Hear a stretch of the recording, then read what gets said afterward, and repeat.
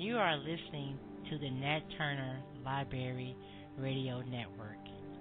If you are offended by black people discussing our suffering, black people discussing our struggle, and black people talking about solutions to our problems, then this show is not for you. You have been warned. Nat Turner Library Radio.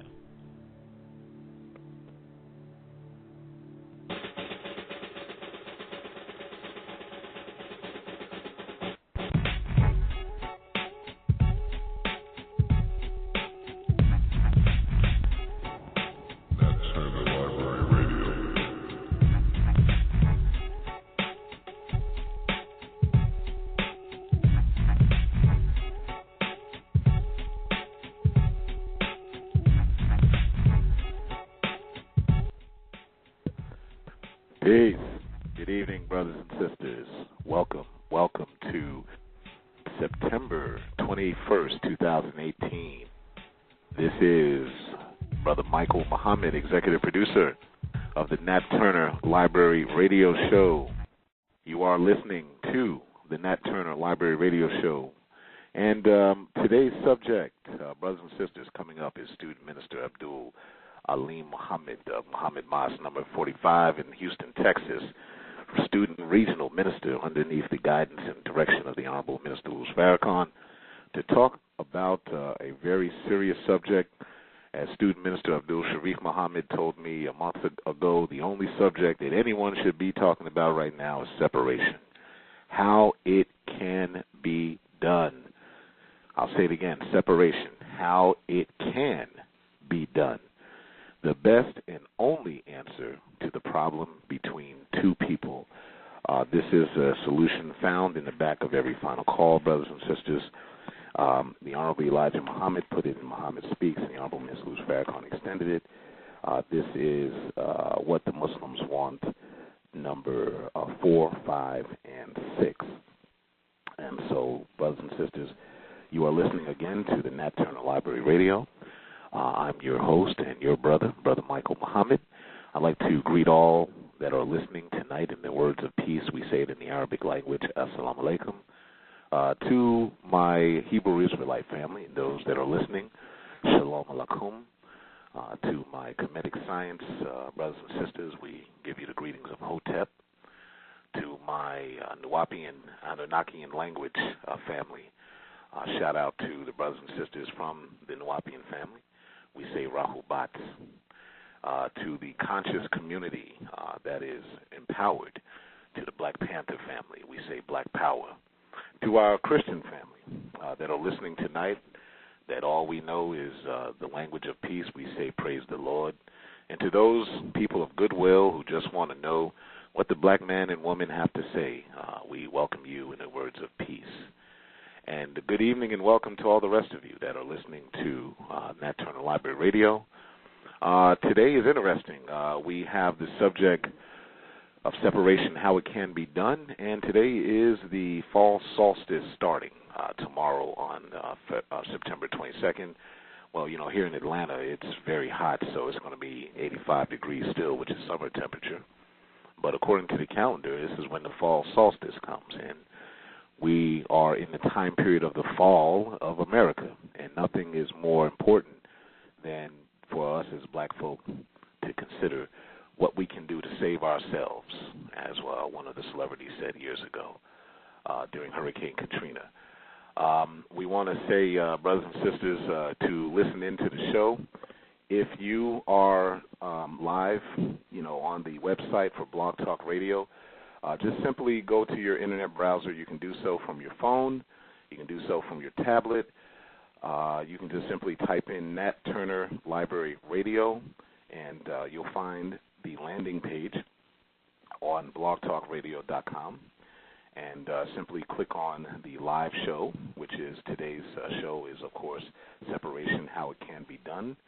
Forthcoming is our brother, student minister, Abdul Haleem Muhammad, a very fun-loving, educated, knowledgeable brother who I'm very much anticipating hearing his understanding and his exegesis, if you would, of how this can be done. So many people, brothers and sisters, are talking about the reality of separation. What does it look like? As I was telling my wife earlier, separation can be an emotional thing, which is not always the best way to do it, or it can be a strategic thing, which is what the Honorable Elijah Muhammad and his servant amongst us, the Honorable Ms. Farrakhan, has been telling us now for some time how this can be done. We start with unity, first and foremost, love of self, knowledge of self. And that's what our show is going to be for tonight. Along with tonight's announcements, we have a couple of things, brothers and sisters. Well, first and foremost, let me shout out to my brother-in-law and my sister. My brother-in-law, Stephen, up in New York, and my sister, Renee. They've been married for 25 years as of the 19th. And, we want to ask that Almighty God, Allah, continue to bless your union. And we thank you for sticking it through. It's the hardest thing in the world, brothers and sisters, keeping black family together. Everything is against marriage in America. The enemy don't want black folk to be married. We sometimes don't want it. We look for any damn reason to mess up our marriages. And it is the hardest thing in the world. But as the Honorable Ms. Luz Farrakhan said recently, it is the number one thing that we must do is to keep our marriages, but we have to be qualified psychologically and physically and financially to do so. So shout out to my brother Steve and my sister Renee. May Allah continue to bless y'all with union. Tonight's subject, again, separation. And again, we're talking about black people doing for self, separate from America, separation, how it can be done. And this is the best solution for the problem between two people, that being two unalike people. We want to talk to you, brothers and sisters, about this subject in about around 8:30, 8:35. We have our news coming up. But for those who are first-time listeners, brothers and sisters, the Nat Turner Library Radio was started by the founder, Baba Khalifa. We thank him, I thank him for the opportunity to represent the Nat Turner Library as executive producer. And his son, my friend, and the chairman of the Nat Turner Library Radio program is his son, Khalifa Muhammad. And he is not with us tonight, but will be with us in the next few months with a very important program as he comes up, and then probably around the spring or summer maybe. We also want to tell you how the Nat Turner property got to be. So Baba Khalifa purchased this property a few decades ago, and it's in southeastern Virginia and Southampton County. And it's actually commemorative of the land that Nat Turner, the Honorable Minister Nat Turner, when he had his military war campaign of freedom, justice, and equality for the original man and woman that was enslaved here in America. He was a preacher that was taught to go to each plantation and make slaves to be more docile, more lenient, more loving of the slave master. That's literally how the history of Nat Turner began. But in his study, he found that the God that is in the Bible, the God that we serve, the Bible, the God of the Quran, the God of the Torah, the God of freedom, justice, and equality, the God of the Bible itself, which is what he read from, did not want anyone to be oppressed. In fact, in the book of Samuel, as I mentioned a couple of years ago in one of my shows titled Dealing with this subject, God commands us to kill those that look to oppress you. In the book of Samuel, it gives a very detailed orientation of what that is. And so our brother Nat Turner actually looked into those types of scriptures, not those specific ones, but those types, and then he led the only successful rebellion. We had two others with Denmark Vesey and Gabriel Prosser. They were thwarted by traitors that were amongst us. That's another subject for another time. How do you deal with traitors? And that's how the Nat Turner property came to be. The Nat Turner Library is a compilation of books by Baba Khalifa that has been in circulation I should say it's been compilation since the 70s and 80s. Baba Khalifa, the founder of Nat Turner Property, is a student of the Honorable Elijah Muhammad. He's a friend of the Honorable Mr. Farrakhan. He's a friend to all black conscious communities. He studies Kemetic science. He studies Egyptology. He studies Afrocentric understandings. He's a good brother, and that's why I'm here to help him. And that's the history of the Nat Turner property. It's on 123 acres. You can support the Nat Turner property, brothers and sisters, by going to black-e-books.com. That's black-e-books.com, and there are some selections. One that I keep right next to my computer is the book that was compiled by H. Khalif Khalifa, the words, acts, and deeds of him. He selected writings from 1982 to 1992. The Acquisition of Power is one of my favorites. That was also written by him, and his other books as well. Just for the believers that are listening from our beloved Nation of Islam, just so you know who Elder Baba Khalifa is, he was one of the, if the only publisher of Message to the Black Man, How to Eat to Live 1 and 2, and Our Savior Has Arrived, when in the 70s those books were outlawed by the brother who took over the nation, after the departure of the Honorable Elijah Muhammad. So he kept the faith and kept publishing. So for a period of time, Baba Khalifa and United Brothers and United Sisters books and things was the only one publishing these books when no one else was. So we want to thank him for keeping the faith when it all seemed lost during that time period. And so in that spirit, brothers and sisters, Brother Michael Muhammad, I myself have come to help the Nat Turner property. And we started this show several years ago, his son and I, Brother Khalifa Muhammad, author of Frequently Asked Questions, Nation of Islam, or Nation of Islam Frequently Asked Questions. He's the author of that book. And you can also support khabooks.com. Go to khabooks.com to support the Nat Turner property. Brothers and sisters, if you want to give someone a gift, if the person doesn't read, don't do this. But if, there's a person that's interested in various subjects, go to these kind of books websites.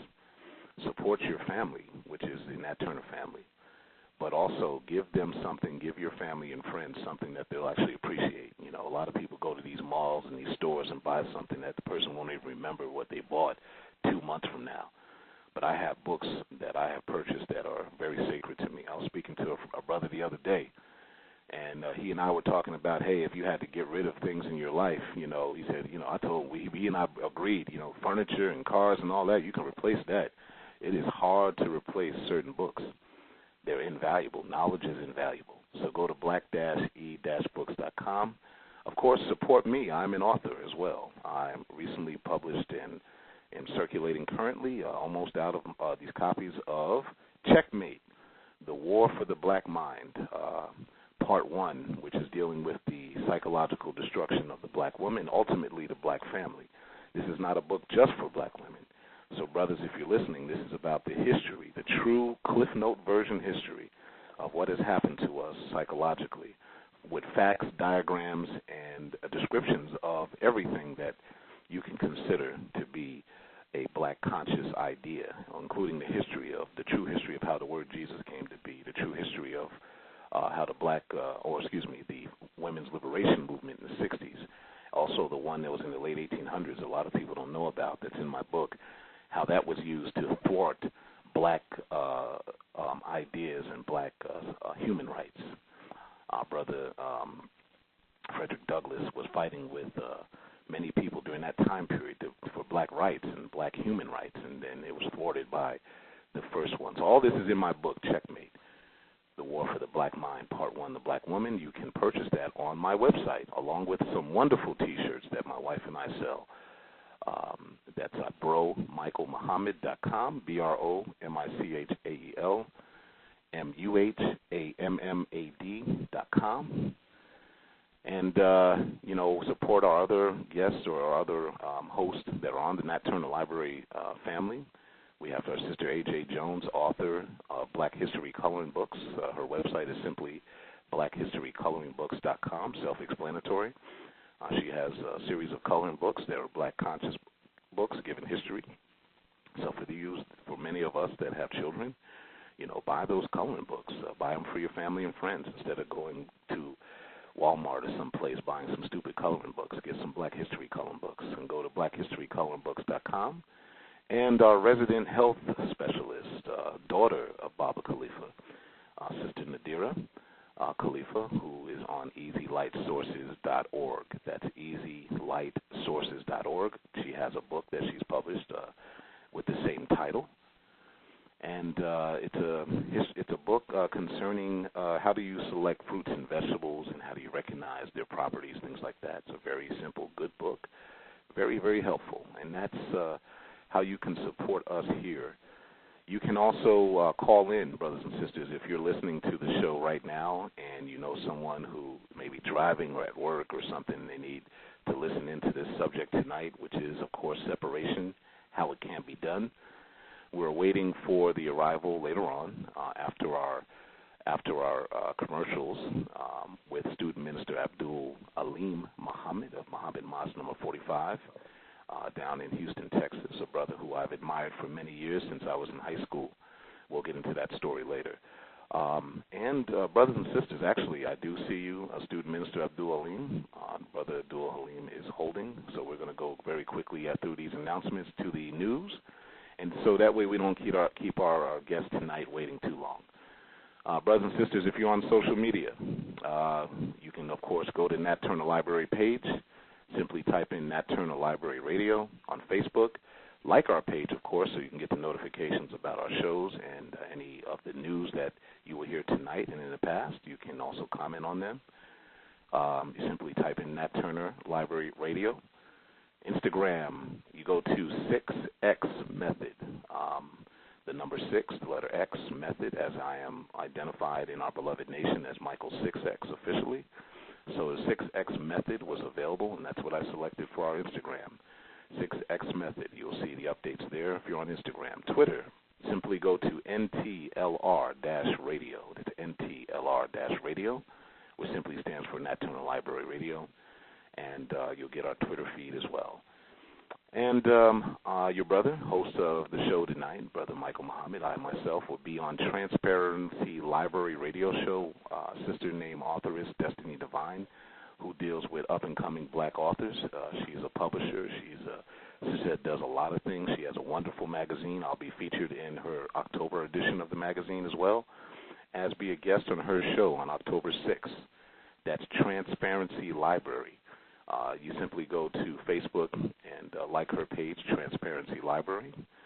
Author Destiny Divine, October 6th at 1 p.m. to 2 p.m. I'll have the information forthcoming in the next week or two. For those that would like to hear my personal biography on how I got to study the subject of Checkmate, the War for the Black Mind in my historical study in the publishing of my book. Brothers and sisters, if you're in Atlanta, support Blue Seas. Student Minister Abdul Sharif Muhammad has always had a great restaurant here in Atlanta, so as long as he's been here. Blue Seas has the best food in the city of Atlanta, and it's located at 890 Joseph E. Boone Boulevard, Atlanta, Georgia, 30314. The phone number is 404-330-8818. Again, that's 890 Joseph E. Boone Boulevard. Another announcement real quick, Dr. Ridgely Mumeen, our guest last week of Muhammad Farms down in South Georgia. We thank you, Dr. Ridgely. I know you're listening in. We thank you for being a guest there. He'll be speaking himself in Muhammad Mosque number 78 in Jackson, Mississippi, brothers and sisters. He'll be continuing the subject he started with us last week, which is separation, of course. He's continuing the separation theme that we're all talking about. And the name of the subject that he'll be speaking in Jackson about is the only protection against GMO poisoning. Dr. Ridgely gave us a great subject last week, and he is continuing this in a tour because the only protection against GMO poisoning is we got to separate, brothers and sisters. As he said last week, if you're in the Mississippi area on the 23rd, this will be on Sunday, 10 a.m. Central Standard Time. If you're in the Mississippi area, you can go to Muhammad Mosque number 78 at 911 Palmyra Street in Jackson, Mississippi, or call the mosque at 601-498-7624. Brothers and sisters, get the latest Final Call. Go to finalcall.com. If you don't have access to get the Final Call, get a subscription, get it delivered, or also get the digital version. Best newspaper ever created. not just because I'm an FOI, but brothers and sisters, because the articles are the best when it comes to media, period. Fair, honest, and these are what the Honorable Ms. Louis Farrakhan has published under those circumstances with true information. And so, brothers and sisters, tonight's subject will be coming up shortly after the news. In the news, Mr. Muhammad, yes? It is time for the news with Sister Tangela. All right. It is time for the news. Brothers and sisters. Sister Tangela, are you there? Well, Lakin Salam, Sister Tangela.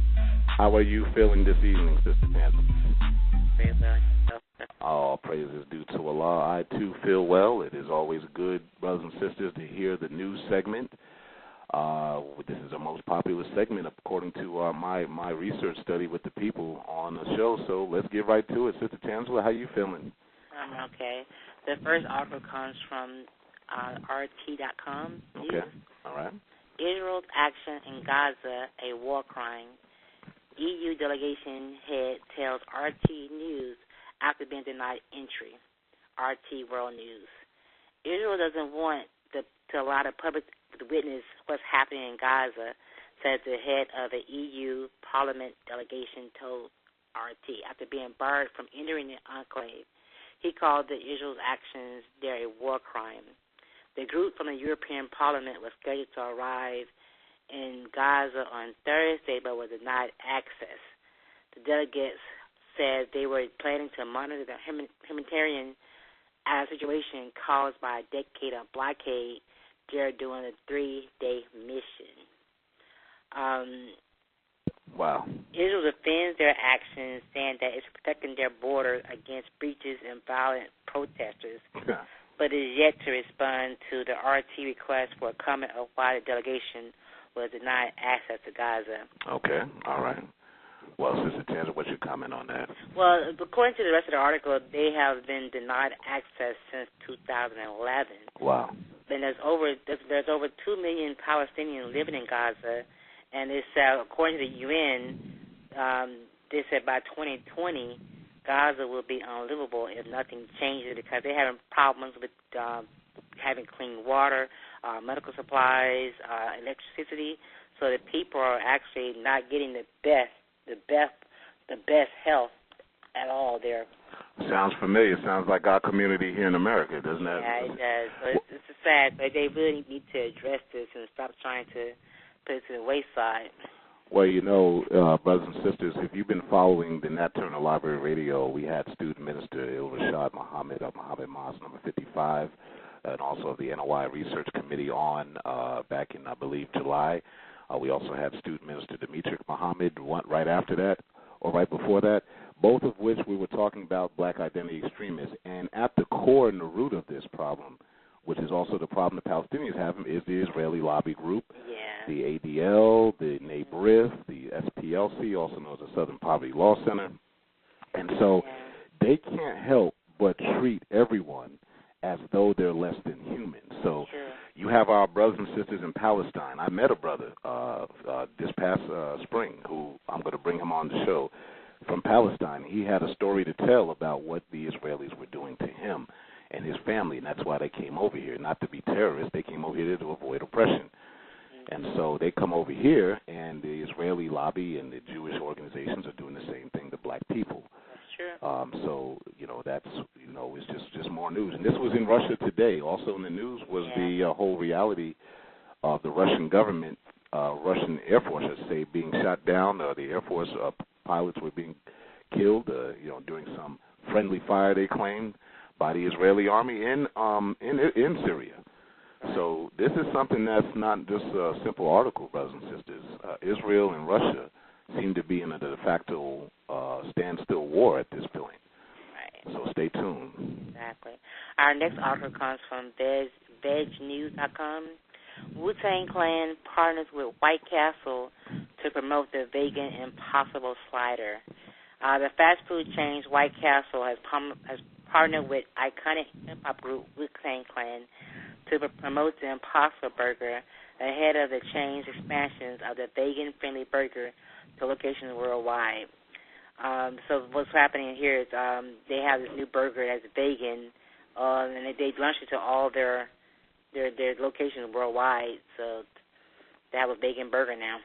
Well, Wu-Tang Clan, brothers and sisters, was part of the 5% group. When I was in high school, when we were in high school, Sister Tangela, Wu-Tang was very popular. And, they still trying to live, as they say in the 5% world, they trying to, A alike, B alike, eat right, think right, Yeah, the Wu-Tang Clan member, RZA, he's a well-known vegan, so he's one of the persons that they've been actually showcasing and getting people to try the Impossible Slider.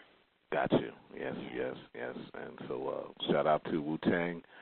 Yeah. Each one teach one. The Honorable Elijah Muhammad said, how to live, that the vegetarian diet was the best diet.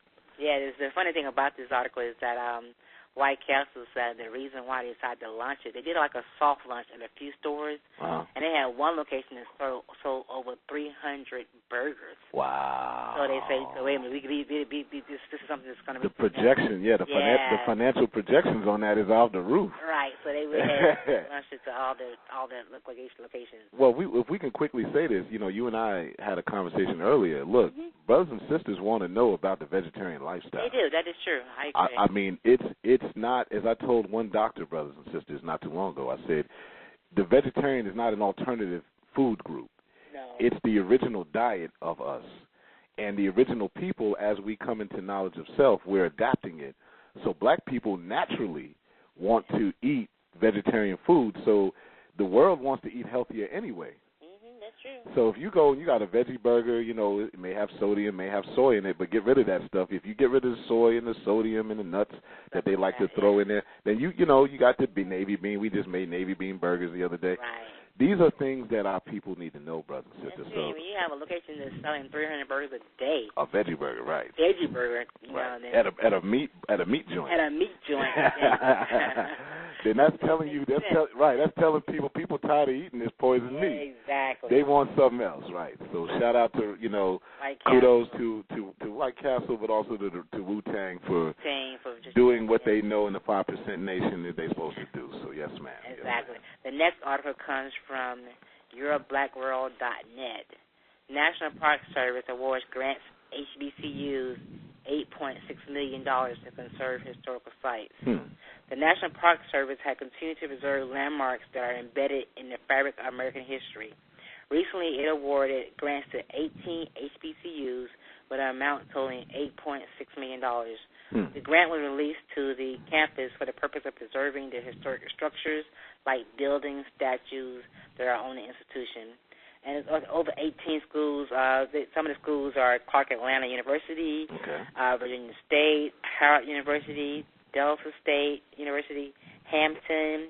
So quite a few HBCUs are now going to be able to receive some money to go toward preserving some of the historic, instructions on their campuses. Well, our guest tonight, Student Minister Abdul Haleem Muhammad, who is, waiting on the line for us after the news. Student Minister Abdul Haleem, will get you right on, is an alumni of Hampton University. Oh, beautiful. And I used to live down the street from Hampton University for a few years. It's a wonderful campus. They don't, HBCUs can always use money. Yes, we can. And I think it's important that brothers and sisters, if you didn't go to one, send your children there, Yes, please. Send your children to an HBCU. I grew up in upstate New York. We never even heard of HBCUs.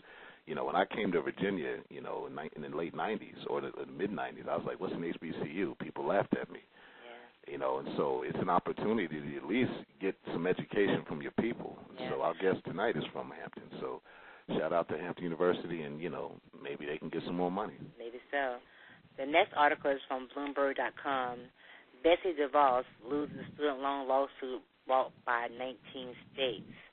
U.S. Secretary of Education Betsy DeVos lost a lawsuit brought by 19 states and the District of Columbia, accusing her department of wrongly delaying implementation of Obama-era regulations meant to protect students who took out loans to attend college for predatory practices. A Washington judge on Wednesday ruled the department's postponement of the so-called barrier defense rule as as improper.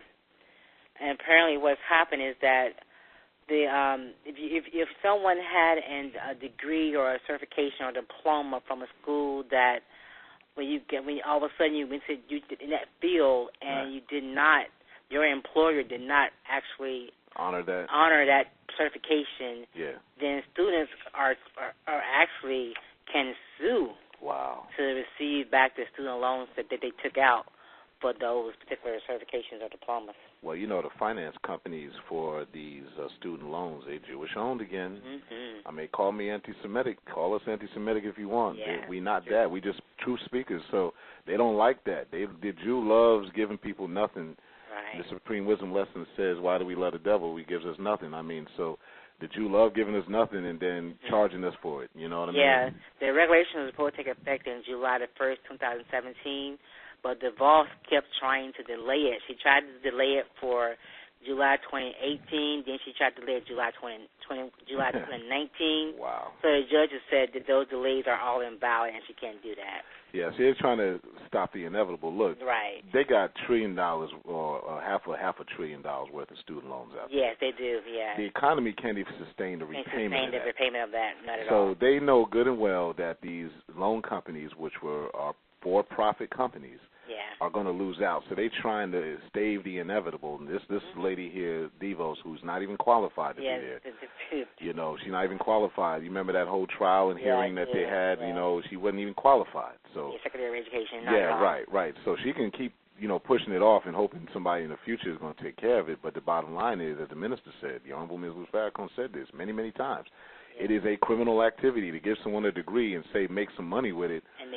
And they can't, right? And then you charge them for it. That's called fraud. That's called conning someone. Exactly, and that's what this regulation is supposed to do, to cut down on those type of things happening. Yeah, we got brothers and sisters that I know personally who will never be able to pay off their student loans. I mean, how you going to come out with $80,000 in student loans and then you got to pay your mortgage and all that? It's just not going to happen.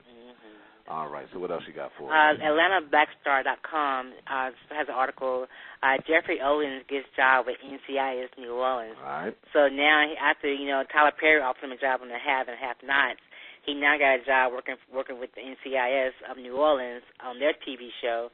So his blessings coming along. He also said Dancing with the Stars also contacted him. Go ahead. Join their show. So he has had blessings coming from everywhere. So we had our brother Tyler Perry last week. Yeah. Give him a thing, and now the other company. So look, so Fox News tried to make fun of him, saying, right. And now look, that's that old Arab saying that if you throw enough rocks at a donkey, the donkey eventually will get out the hole, something like that. Somebody knows what I'm saying. That's true. So the next article comes from BET.com. All right. Outrage after police search Bolton's John apartment, but not the home of the cop who killed him.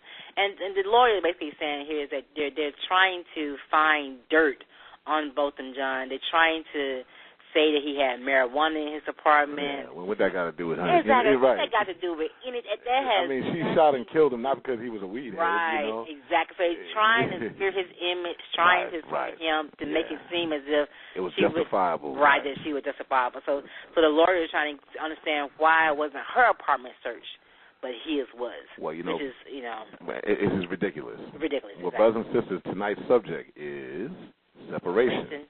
Right. And the last article comes from Atlanta Backstar as well, where a Texas teacher apologized after accidentally making his racist remark about black quarterbacks public on Facebook. Lynn Redden, who's a superintendent at a school there in Texas, he put on Facebook, that may have been the most inept quarterback decision I've ever seen in the NFL. When you need precision decision-making, you can't count on a black quarterback. Wow. And he's in referencing the loss against the Houston Texans loss against Tennessee Titans, saying that the quarterback Deshaun Watson was inept and not. And clearly, I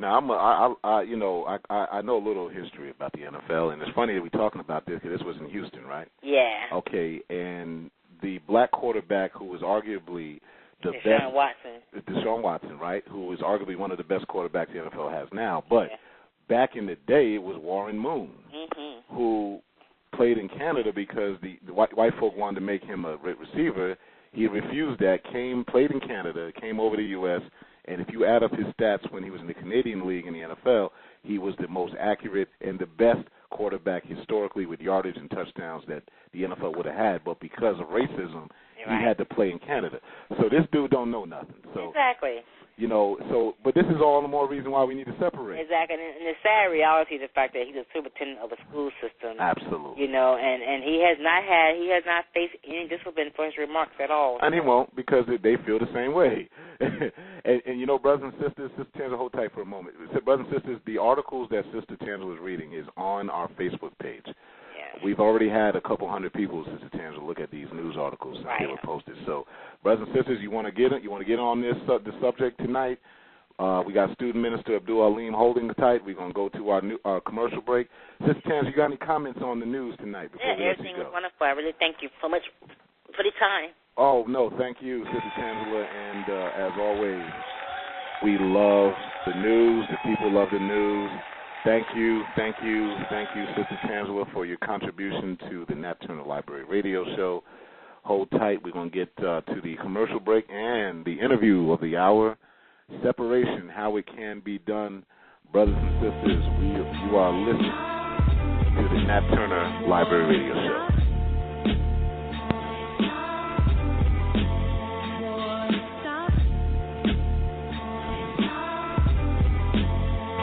Nat Turner Library Radio.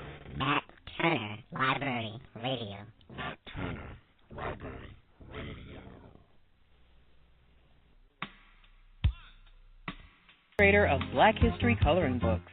Family, I've been drawing and researching history since I was 6 years old. As the daughter of a Black Panther, early on I was exposed to racial injustice and learned that our history was not accurately portrayed or even included in the standard textbooks. So I decided to harness that energy and created a collection of illustrated history books that honor the ancestors by building on knowledge of self. The mission of Black History Coloring Books is to eradicate cultural illiteracy by resurrecting those missing lessons that were somehow left out of the standard history books. This collection features books on Malcolm X, Emperor Selassie I, Mandela, Haiti, Dr. Sadie, Juneteenth, Marcus Garvey, and our latest edition, family, is the Black Panther Party for Self-Defense, Power to the People. Black History Coloring Books are not like typical coloring books. Each book is filled with lifelike illustrations, lots of historical research, first and fun facts, vintage photos, and family. They're for ages 8 to 88. They're collectible keepsakes for students, parents, grandparents, teachers, and history buffs. Black History in February, what? Over here, we declare every month is Black History Month because one month could never tell our story. Family, I invite you to add Black History Coloring Books to your home, office, or school reference library. For the price of lunch, you can have your own Black History Coloring Book, and I'll autograph it just for you. I invite you to visit my website, family, at blackhistorykoloringbooks.com. Support a Black author. Support Black businesses. But most importantly, family, increase your knowledge of self. AJ Jones, look forward to building with you. Peace and love.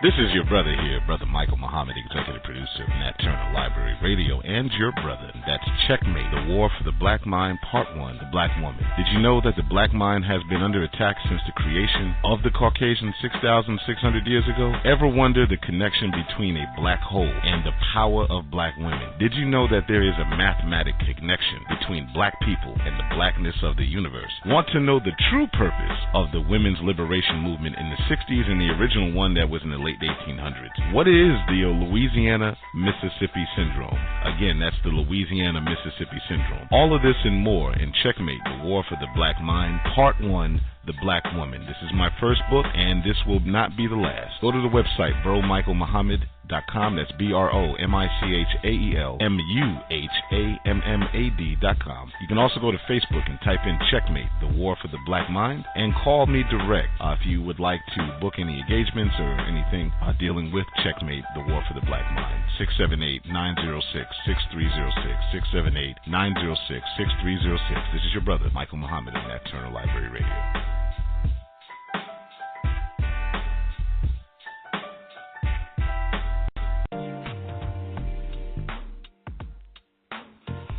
Peace, you guys. It's Nadira here from Easy Light Sources. And I just wanted to let you know that the Easy Light Sources Food Guide is now available for $10 on easylightsources.org. The Easy Light Sources Food Guide covers 18 fruits and vegetables commonly found in any grocery store. If you're looking for ways to feel better in your life and to raise your vibrations, one of the easiest ways to incorporate some light into your life is through the foods that you eat. If you're interested in going into a plant-based lifestyle, the food guide also has your back with a few essays in the back and a few recipes to help get you started. Once again, the Easy Light Sources Food Guide is now available. Purchase your copy today at easylightsources.org.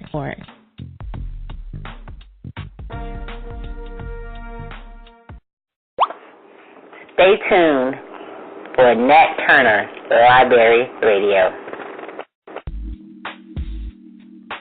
It's your brother here, Michael Muhammad from Nat Turner Library Radio Show. Brothers and sisters, I have recently launched my new writing, Checkmate, the War for the Black Mind, Part 1, which is dedicated to the study of the mind of the black woman and how our enemies have attacked the black woman to get to ultimately the black community. But I also have a website, BroMichaelMuhammad.com, BroMichaelMuhammad.com. That's BroMichaelMuhammad.com. On this, you will see me. You will see the M6X apparel, which has beautiful shirts, 100% organic black shirt. For the sisters, we have the Be Yourself, Love Yourself shirt. The shirt that says, I'm not a toy for a little boy, I need a man with a plan. And for our conscious sisters, modesty is loving yourself. When you disrespect women, you destroy the future for everyone. We have the shirts of 100% organic black, which gives all the attributes of our organic black man and woman. We have Honor Thy Mother and Thy Father. We have the 100% Black God shirt, one of the most popular. We have the Know Your Enemy shirt with the atrocities that have happened to the black men and women of North America on the back. And we also have the Checkmate book cover shirt in many different colors.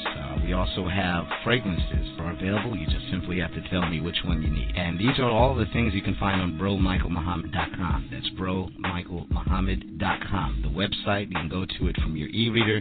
You can go to it from your tablet. You can go to it from your PC. You can also reach me directly at michaelasia33@gmail.com. It's michaelasia33@gmail.com. You may also call me direct at 678-906-6306. Peace.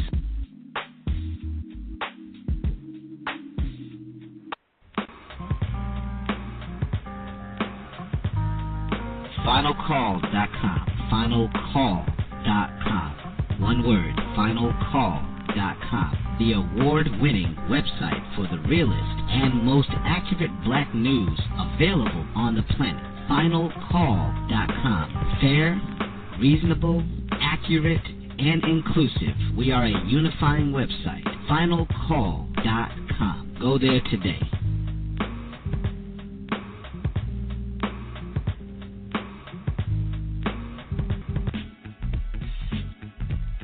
This is your brother here, Michael Muhammad, executive producer of the Nat Turner Library Radio Network.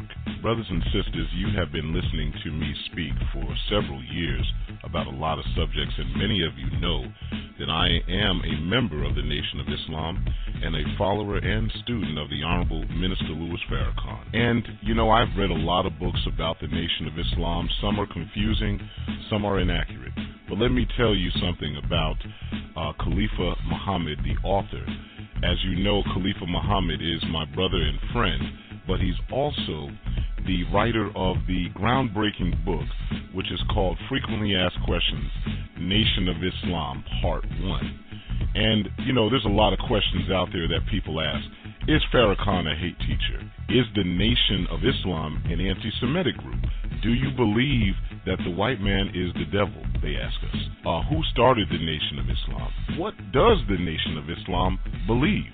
And what does the Nation of Islam want? Well, we have these questions answered in the book, Frequently Asked Questions of the Nation of Islam, or Nation of Islam, Frequently Asked Questions, by Khalifa Muhammad, chairman of the Nat Turner Library radio show. He's also son of H.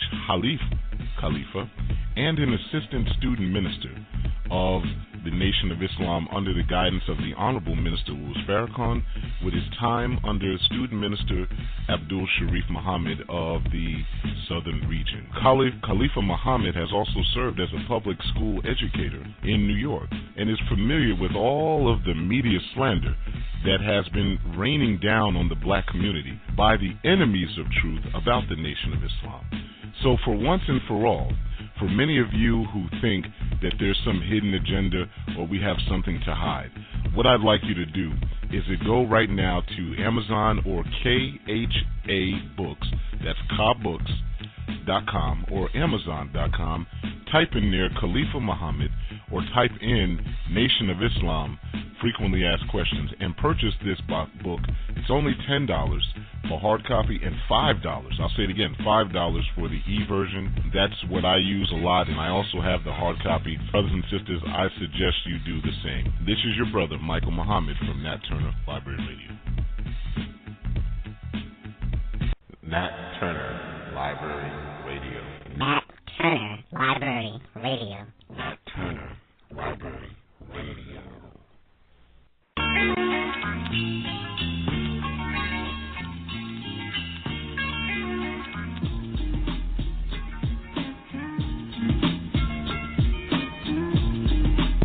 Brothers and sisters, you are listening to the Nat Turner Library Radio. This is September 21st, 2018. This is Brother Michael Muhammad. Call-in number, brothers and sisters, 515-605-9882. That's calling in to listen in. We want to hear as much as we can from our guest tonight, Student Minister Abdul Haleem Muhammad, Ph.D. Tonight's subject, brothers and sisters, separation, how it can be done. I want to take a moment, if I may, to go over who our guest is for those who may not have heard.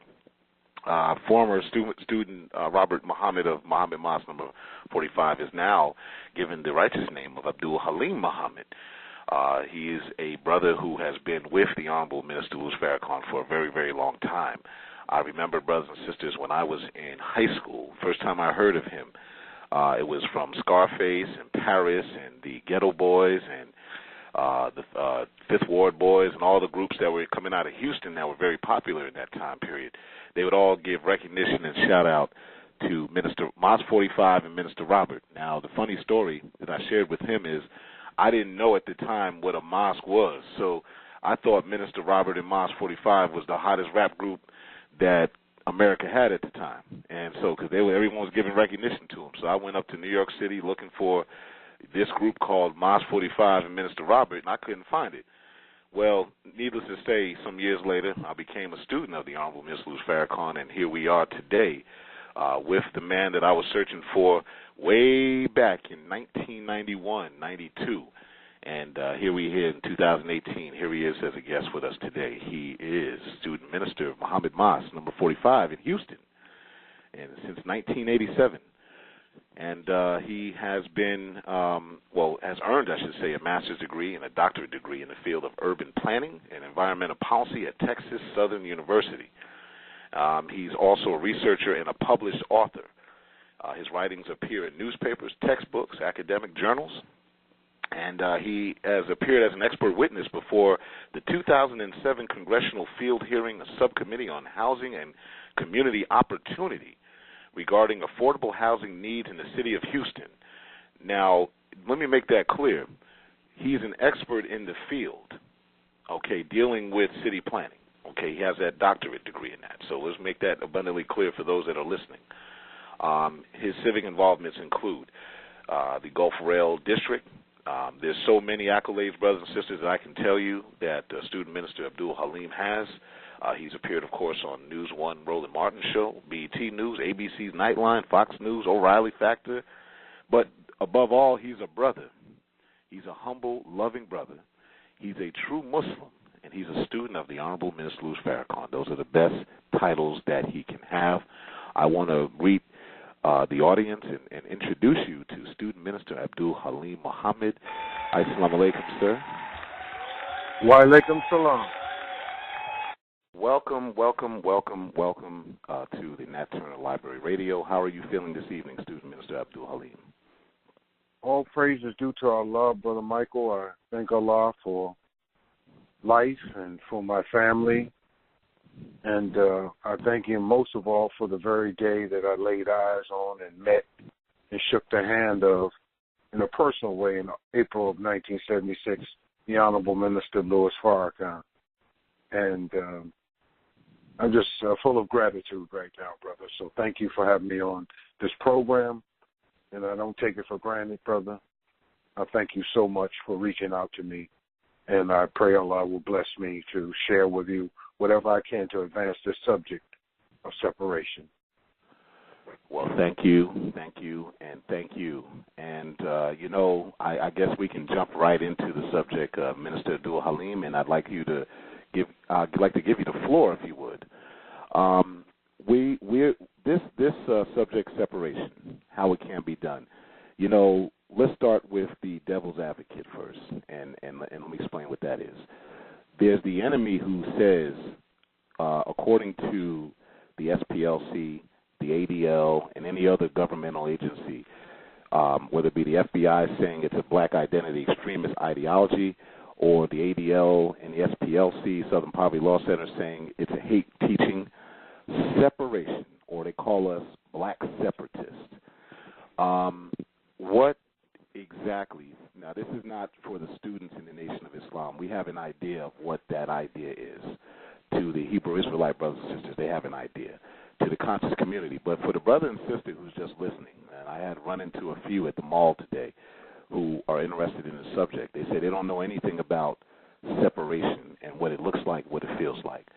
So if you can humbly, I ask you if you can walk through the basics of what it is and what it feels like, what's the concepts of it, and then, we'll go flow into the more advanced ideas. Okay, brother. Thank you. Well, the way you laid it out, beloved, I guess the way one would do it, you simply do it the way the Honorable Elijah Muhammad said. He said to us in Message of the Black Man, observe the operations of the white man. He's successful. So observe him. So look at him. So I guess I'll follow that command, and we'll follow that command, even for those who don't necessarily follow the Most Honorable Elijah Muhammad. But I'll say, if we've grown up in the so-called American context, then let's look at it through the eyes of these people that we've been living among for these last 460-plus years. This country was formed from being a British colony, had 13 colonies, 13 independent colonies or states, if you will. They decided that they were going to break away from the British Empire. There are many different reasons people put forth, one of which is Gerald Horne, who's a professor here at University of Houston, that put forth the reason why they wanted to break away is because the fear of England outlawing the slave trade and slavery. So they decided, in order to keep their riches, that they would indeed break away. I'm trying to find the title of his book, and I will, inshallah, before we get off the air, have it for you so that you could have it. So I'm never afraid, to look at what is in their mind, what was in their mind when they broke away from Mother England, if you will. But it fundamentally breaks down to this, in this this beautiful document called the Declaration of Independence. Now, I know I'm going to get in trouble with some of us who are so super black that we can't recognize some truth when they see it, even though there's hypocrisy in it in terms of the person that wrote it, how they practice it. But the truth of the matter is, when you just read the document for what it is, and remember, Mao Zedong read the Declaration of Independence. Sure did. Sure did. Ho Chi Minh read the Declaration of Independence, and he absolutely wanted his people free from the French colonialists, from the Japanese, even from the Chinese. And I shouldn't say Mao read it. I meant Ho Chi Minh. That's first and foremost. So I apologize for that. Yes, sir. But yes, sir. It says here, and please don't get angry with me, brothers and sisters. It's just like this. Either we're equal with white folks, and by nature, if we're righteous, we'll be better than them, or we're not. Right. So I don't take a back seat to none of them. And it's hypocrisy for them to say and hold this document up with July 4th, 1776, where it says, when in the course of human events, it becomes necessary for one people to dissolve the political bands which have connected them with another, and to assume among the powers of the earth the separate and equal station to which the laws of nature and of nature's God entitle them. A decent respect to the opinion of mankind requires that they should declare the causes that impel them to the separation.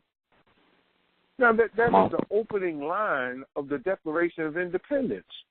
Right. So when we state what our grievances are, that is as American as cherry pie.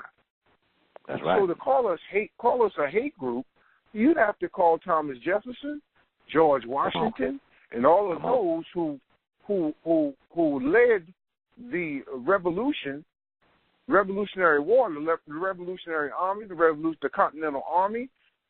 You have to call them haters too. You have to call all of those who came together and put together the Articles of Confederation to form the basis of this nation. You have to call them haters too.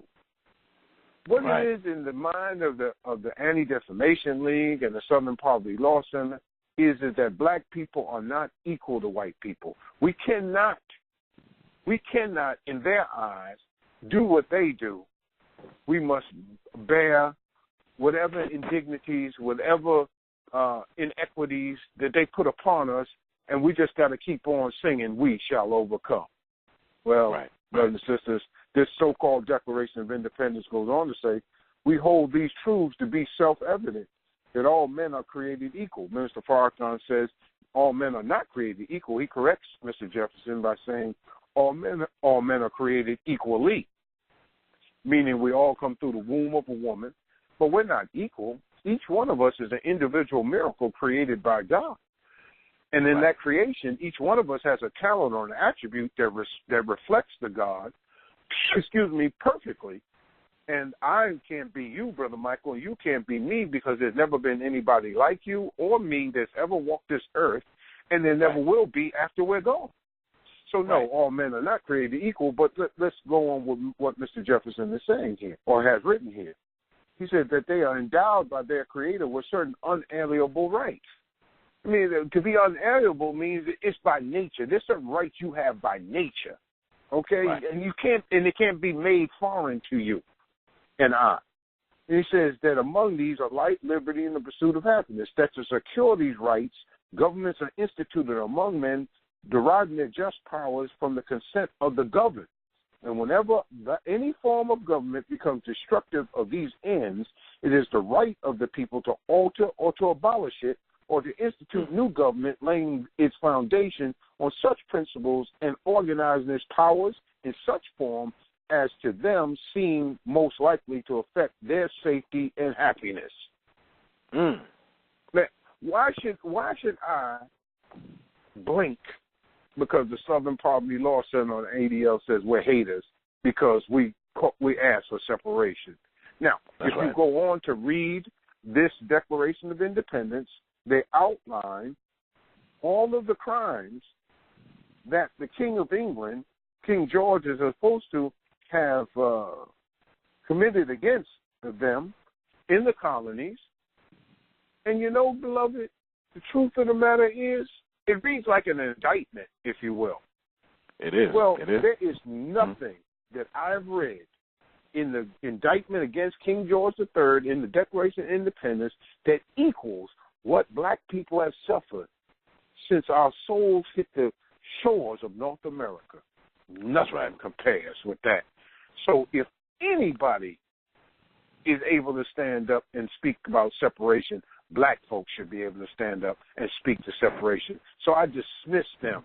I was like an old Orange Juice Jones standing in the rain talking about, he said, take your calico coat wearing, hush puppy shoe wearing, he goes in on them. He said, you dismissed. So as far as I'm concerned, they're dismissed in my mind, because the truth of the matter is that if these people can declare their independence and fight a war against their own people for these lofty goals or these lofty principles, then surely, brother, we have just as much right as anyone. And so I'm not even paying them any attention. Absolutely. Well put, beautifully put. Thank you. The Declaration of Independence, brothers and sisters, is posted. While you were speaking, Student Minister Abdul Haleem, I posted right from the ushistory.org's website a link on the Nat Turner Library radio page on Facebook to the actual transcript of the Declaration of Independence for your observation. Anyone who wants to be free, anyone who wants to be considered a human being, has to look at this document. And so thank you, Student Minister Abdul Haleem.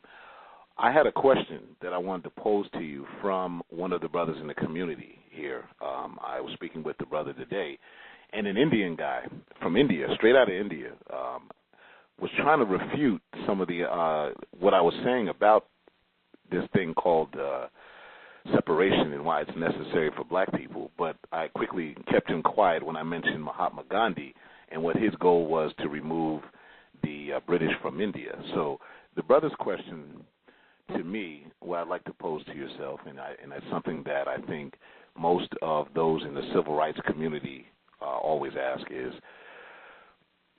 the usual question is, can black people ever unify? Well, that's a rhetorical question because that's something that we do in pockets and not. But his question was, what does it look like?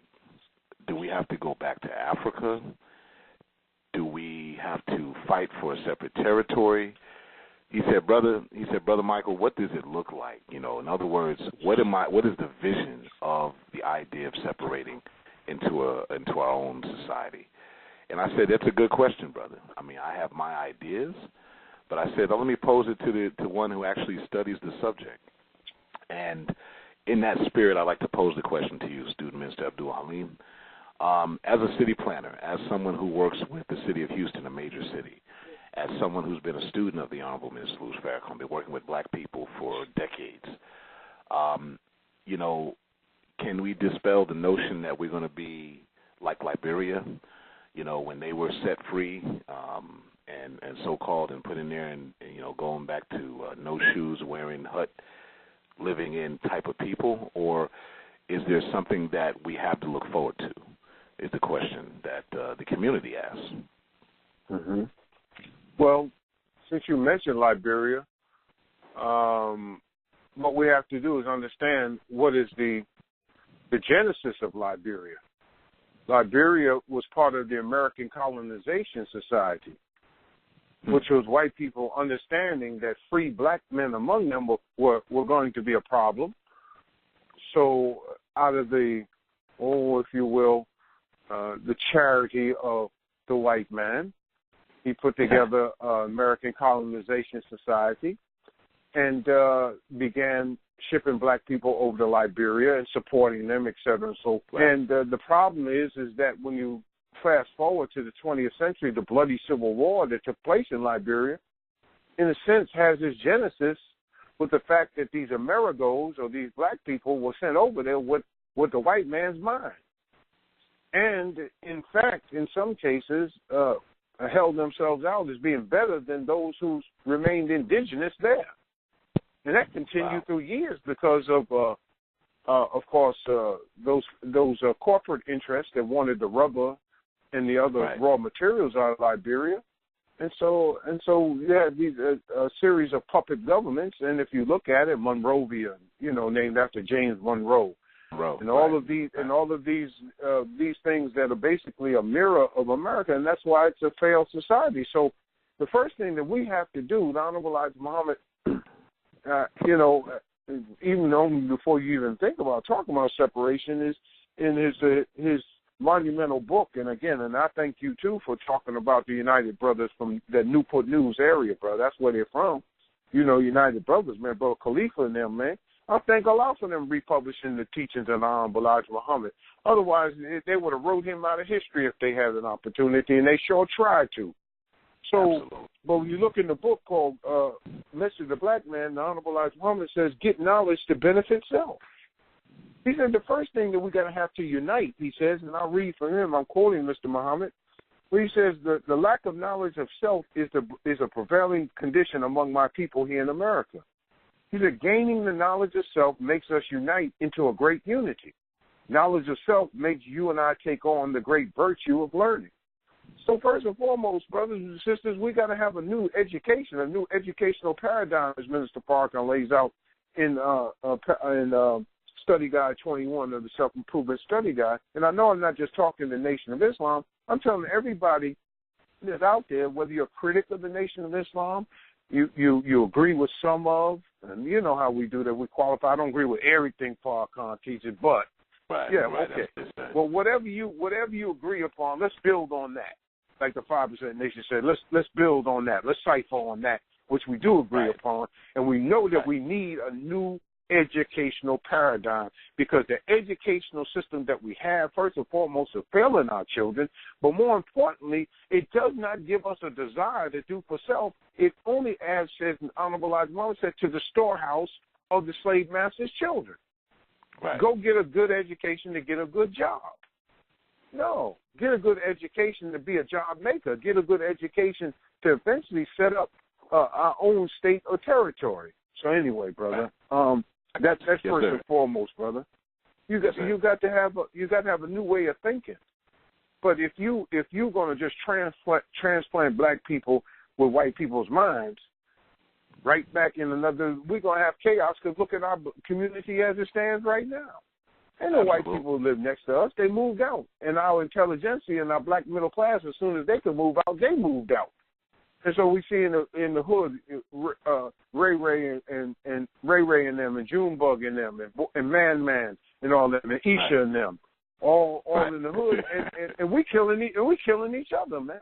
And the Klan ain't doing that. That's us killing each other, and it gives them justification for their mistreatment of us, and say, well, every time you watch Fox News and somebody comes on there, start talking about a policeman killing us, or the brutality, or the prison industrial complex, they'll always say, yeah, well, what about black-on-black crime? When are you going to condemn that? And they'll sometimes have a black Negro sock puppet mouthing off what the white man don't have the testicular fortitude to say to our face, even though in the age of Trump now, he's saying it straight up.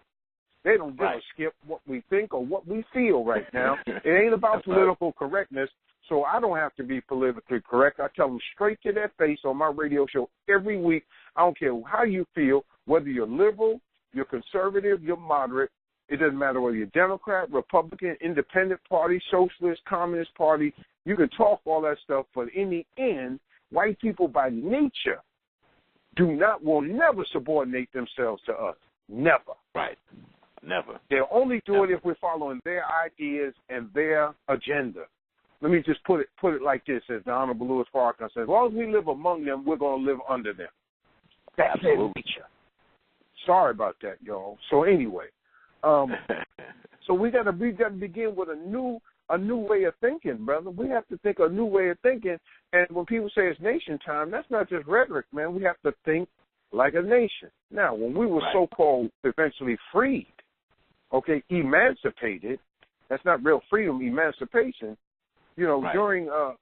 during the Civil War, you know, Sherman came up with the field order, and then you're dealing with the Freedmen's Bureau, and you talk about the 40 acres and a mule. Well, if there were 5 million of us that were liberated from chattel slavery, and we got 40 acres, well, we're looking at about 200 million acres of land.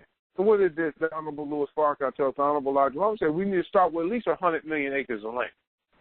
At least 100 million acres of land. So if you look at it, brother, just some basic calculations, it said that you need, say you're a vegetarian, as we were talking about. Of course, no meat is good for you, as Master Fard Muhammad taught the Honorable Elijah Muhammad. But if you look at it, you need about a half an acre of land to feed yourself. Okay, and if we need rangeland, or we need where we want to grow cows and whatnot, then you need about 1.5 acres per person. Okay. So if we look at that, and then if you look at the average size of a lot, let's say 100 by 185, which is like 18,500 square feet, right?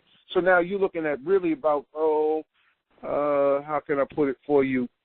About 0.42 or 42% or a little less than half an acre. So you put that half an acre together, you're looking at an acre to 2 acres of land per person for a house, for to have something, food, et cetera, and so forth. So that gives you a kind of an idea if you're looking for acre to 2 acres, and then there's 50 million of us. There's 50 million of us now. So you know what you're looking at. There's your answer right there. At least 100 million acres of land. So brothers and sisters, go ahead. No, thank you. I was going to ask you this question. So so you look at 100 million acres. I know the state of Texas, for example, if I remember the acreage or the square mileage of Texas, for example, is around. The last time I looked at it, it was something like what was it? It was some odd 100,000 square miles. I don't know how many that is, but you're looking at several states. In other words, is what I'm trying to say. Just to make up that 100 million acres, you're looking at least 7 to 10 states. Was that? Texas is actually 4 states in one. If you travel around, Texas got about 3 or 4 different climates in it. True. You go up in the Panhandle, man, it snows like any place else. You go down by the Gulf Coast, it's almost like another. You come here, where we're here in Houston, where we're 50 feet above sea level, and we're not that far from the sea. We're about 45 minutes from the ocean. It's a whole different scene, man.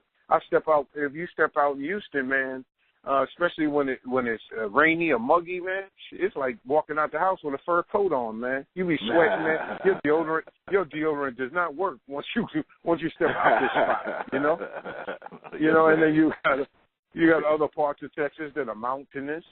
Then you have rangeland. So there's a lot, here about that. And this fella here is very interesting anyway, in the formation of his government, because he once was a Republic of Texas. He wasn't always part of the United States. He became part of the United States in 1845, but after he fought his War of Independence against Mexico, Texas was a province of northern Mexico. So he came here to bring his slaves here, and the Mexican government wanted this part of Mexico developed. So in one sense, it's Mexico's fault, because they turned a blind eye and a deaf ear to their own constitution, which really outlawed slavery and allowed the Caucasian to bring us here and use the term indentured servants, but we were indentured servants for life. Our children were indentured servants if they were born in this servitude. So it was nothing but slavery, man. And they walked the slaves from Alabama, Mississippi. And if you think about Davy Crockett, one of the so-called heroes of the Alamo, he was from Tennessee. So you had a bunch of tobacco chewing, snuff dipping, just white trash that came here, bro. They came here with their slaves, brother. They came in with their slaves. And also remember, man, the last battle fought in the Civil War was at White Plains, was at White's Ranch, I think it is, in Texas. And actually the Confederates won. Shoot, Texas was never invaded.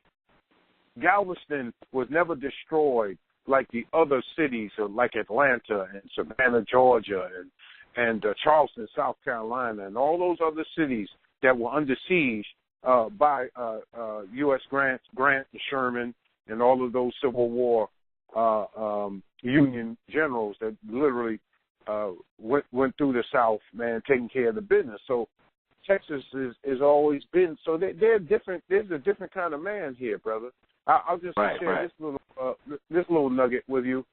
So I went with the Honorable Louis Farrakhan in the Salam restaurant, and he called me over to his table, and he was questioning me, about something that a brother had asked him to do, and I said, "Oh yes, by all means, brother minister, with person, I have no problem with what they're asking to do." And then all of a sudden, man, it's like he like a good DJ, man. He went to a whole nother song.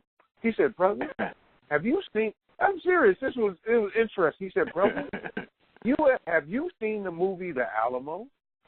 I said, "I seen the one with John Wayne back in the day." He shook his head and said, "No, brother." He said, "The one with Billy Bob Thornton." I said, "No, sir, but mister, I will go look at it." And he said to me, he said, "Brother, we have to be careful down there." He said, "Those people will hurt us."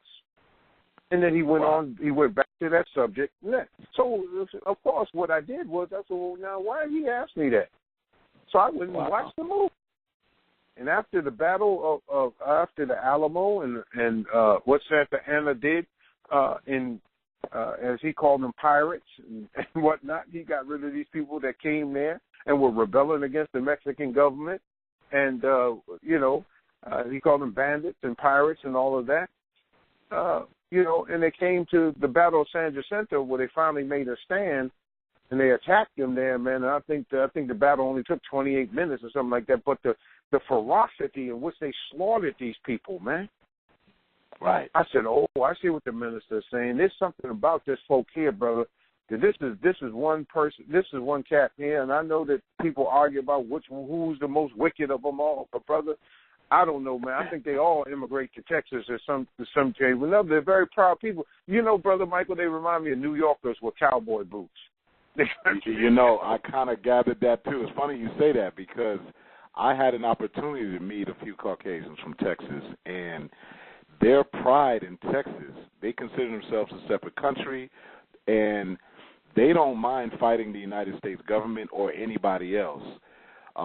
They actually consider themselves a separate reality. So in this discussion about independence, we have to look at that kind of spirit. You understand what I'm saying, student Mr. Abdul Haleem? I think for me, that's the spirit that we have to have in order to really turn this thing around for us as a people. We tried the marching, we tried that, and so we look at the Texas Caucasian, who is a hardened, embattled, don't take any mess. What the old saying is, don't mess with Texas, don't tread, and all that. We have to look at that. We have to look at that spirit. That's the spirit we got to possess. And I do have a question for you because in Texas, I remember back during the election of 2000, and this has to do with the aspect of the agenda of what this whole this separation agenda is. I saw a photo of you presenting the Million Family March national agenda. Someone took a photo of you handing it to Al Gore, presidential candidate Al Gore. I remember, correct me if I'm wrong, that was during the campaign in 2000 or prior to the election in 2000. I think it was like 99, I remember. And the reason I think that's significant in this discussion is because in the national agenda is what we're looking for, is what our demands are, if you would. And a lot of people, brothers and sisters who don't know what I'm referring to, go to finalcall.com. Go to finalcall.com. Type in the national agenda. It's the Million Family March in the year 2000. Million Family March, national agenda. Public Policy Issues, Analyses, and Programmatic Plan of Action from 2000 to 2008, put together by several individuals about what the demands and what the agenda of the black community should be. And so, do you recall that book, student Mr. Abdul Haleem? Yes, I also made sure Bill Clinton, when I met him in the 90s, that he got a copy of Torchlight for America. That's another story for another time. Yes, praise brother. be to Allah. I remember meeting Al Gore. In fact, it was on the tarmac of an airport when I met Mr. Gore when he was running for president. He was vice president running for president. Yes, brother, I remember that. Let me make note of this for the listeners. The name of the book by Professor Gerald Horne, spelling Horne, Horne, is called The Counter-Revolution of 1776, Slave Resistance and the Origins of the United States of America. He also wrote another book that kind of lays out prior to the Revolutionary War called The Apocalypse of Settler Colonialism. It says the roots of slavery, white supremacy, and capitalism in the 17th century North America and the Caribbean. And he lays out basically, how they basically settled this country in colonialism and it's hand in hand with slavery, which led to the revolution. So this brother's a very deep scholar, and I very much enjoy reading him. But yes, brother, let us, as we study our lessons, and the lessons are online, man. People can see the Supreme Wisdom online. It's not like some clandestine secret, or we're like the Masons or the Shriners, where you gotta, pay money or have degrees to get, the 33 degrees of knowledge. Well, we got 360. But it says to us, why did Muhammad make the devil study from 35 to 50 years. 50 years. They call himself a Muslim son, right? And then when we talk about, who is the 5% in the poor part of the planet Earth, and it goes on to talk about Muslims and Muslim sons. Okay, well, we're not Muslim sons because we are Muslim by nature, according to the teaching of Honorable Elijah Muhammad. If you just look at that lesson on face value and take it literally, well, if these Muslim sons are them, okay, meaning Caucasian people. There are Caucasian people right now who are having a debate about what to do with us right now. They're debating what to do about the Honorable Minister Louis Farrakhan, the Nation of Islam, and those so-called black identity extremes. They're debating because they already know who we are and whose we are, and they already know that the reason why America is being lashed like it is with the weather and unusual plagues, they know it's because of us. And right now, in certain circles, there are certain genocidal maniacs who would just wipe us out. And other ones saying, if you do that, watch what happens to us. So there's always this debate among them, whether we believe it or not. And there's some of them that are quite sincere because they want to survive. I mean, the first law of nature is survival, man. And they know that if this goes down, they won't survive, especially in a global reality where you don't need the media to see what's going on around the world. So, so say they roll in with their tanks like Tiananmen Square and they begin slaughtering us. Remember, brother, we outnumber them 11-1 across the planet. Right. So once again comes in that new paradigm, that new thinking. Our basic student enrollment, brother, should give us a new paradigm. What is the population of the original nation in the wilderness of North America, and what is the population of the colored people in the wilderness of North America, the colored man in North America? When you look at it, yes, at that time, 103 million outnumbered us, 17 million plus the 2 million Indians. We look at 19 million, we should be scared. But then the Honorable Elijah Muhammad said, going on and says 400 million. And then he says of them, there's only 400 million. So we outnumber them 11-1. So that already gives you another paradigm or another way of thinking. So the old African proverb said, if you draw a circle to keep me out, I can draw a bigger circle to keep you in. Wow. So if you look at the whole planet looks at us, brother. In my travel to Turkey, when I went to Turkey in the 2000s, I think it was 2007, we traveled to Turkey. We sat down. We were supposed to visit at this publishing house. We were supposed to visit with this scholar for, maybe 45 minutes, stop by, take a tour of his publishing house. Man, we wound up sitting down with that man for 4 hours. And do you know what he said, Brother Michael, at the end, just about toward the end of our talk with him? He said, your movement has inspired us. Wow. I looked around with the brothers that were part of me. I said, man, see, brothers, that we got this low self-esteem, man.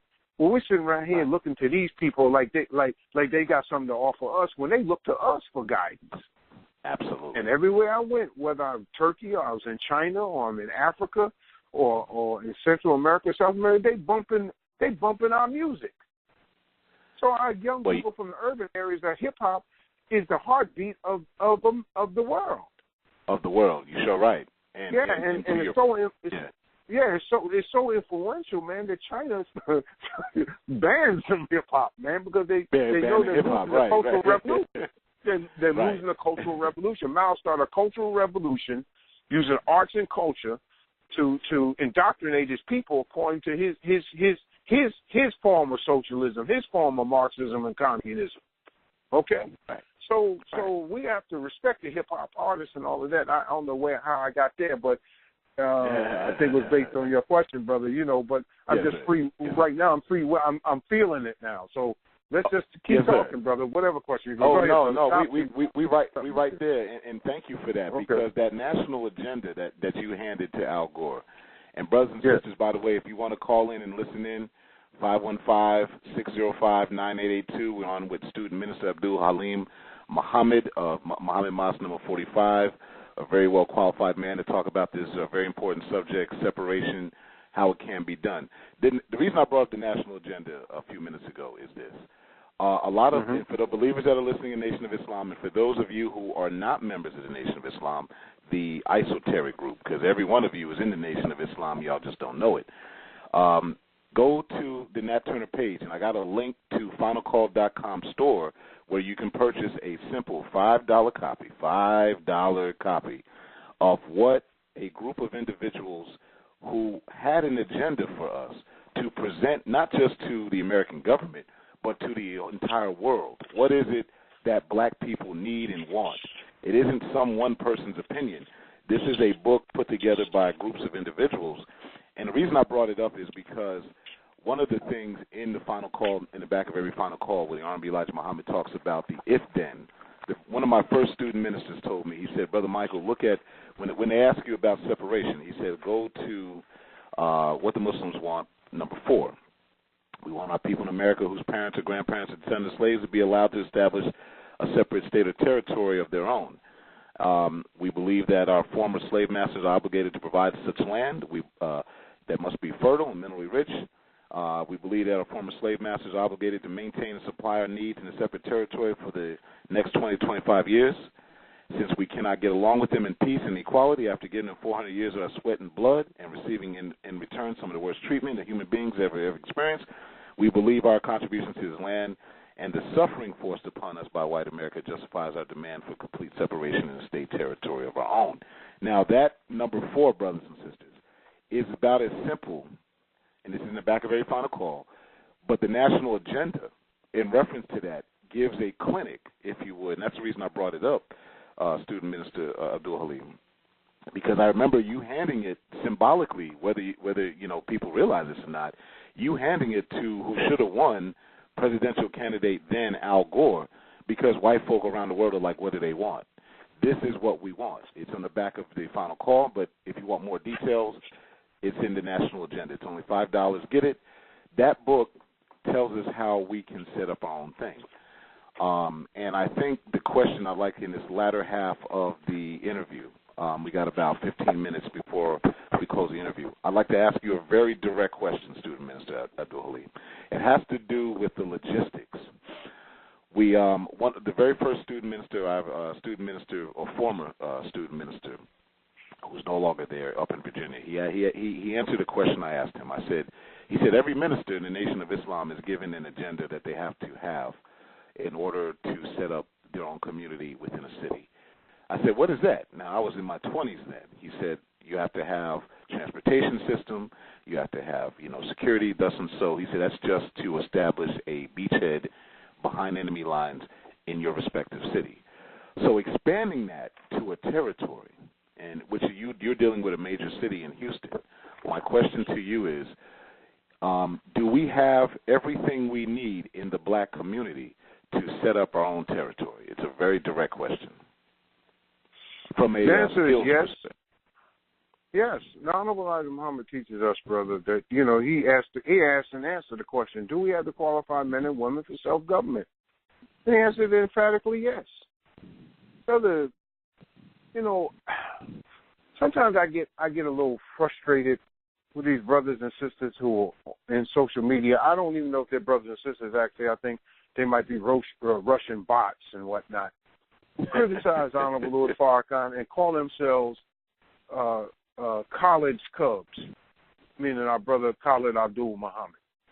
All right. Oh, yeah. Let me tell you something. Brother. Khalid Muhammad was from Houston, Texas. Okay.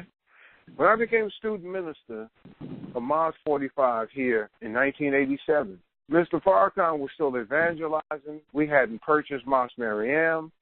We hadn't even signed a contract. You understand? We didn't sign a contract until January 1988. So Mr. Farrakhan put me here, but Khalid would come in and out of the city. And at that time, Brother Khalid took me by the hand, brother, and he taught me how to work with every formation of black struggle, whether it's from the civil rights movement down to the Pan-Africanist nationalist revolutionaries. He taught me how to work with all of them, brother. And what I found among all of our people across all the spectrums of those formations is the most brilliant human beings you ever want to meet. When I went into the federal prisons, brother, to teach Islam, all across this country, brother, whether it's from the federal camps, prison camps, or there's really a prison without walls, to like Lewisburg and El Reno, where they held Timothy McVeigh, I found among our people some of the most brilliant human beings that you ever wanted to meet. So my direct answer to you is yes. But the question is, how can we have unity that doesn't demand uniformity? See, that's the kind of unity we need, is operational unity. But you're not going to have operational unity until we have one. We have a society of men. We advocate a society of men or groups of men for one common cause. If the cause now is separation, then we have that in mind. Okay, that is the common cause that takes all of that talent, because heretofore our talent has been to uphold this civilization that we're living in right now, brother. And America is falling. And if America falls because we're on the top of all the bad statistics and on the bottom of all the good ones, when America falls, hell is going to fall on us. And you're not going to find black folk jumping off no 100-story buildings and whatnot, killing themselves, man, if this economy crashes. Because, hell, it's hard to kill yourself jumping out of the basement, brother. Right. You can't kill yourself jumping out of the basement. So going to that, beloved, let me say about an agenda. There's a book written by William Clay, who was a congressman out of Missouri. He was detailing the history of the Congressional Black Caucus. And he was pointing out to anyone that would read this book, that, in fact, we once were all Republicans a little over 100 years ago. And the name of the book is Just Permanent Interests. So, but the full motto of the Congressional Black Caucus, though they don't live up to it today, is no permanent enemies, no permanent friends, just permanent interests. I see the book. So what are those? So what are those permanent interests? What is the unapologetically black agenda? Jewish people have an unapologetically Jewish agenda. The Zionists have that. They don't apologize for their support of Israel. They do not apologize for that. The oil companies do not apologize for their looking after they got unapologetically energy-related self-interest. Insurance companies, unions, go on and on and on. Everybody but black folk.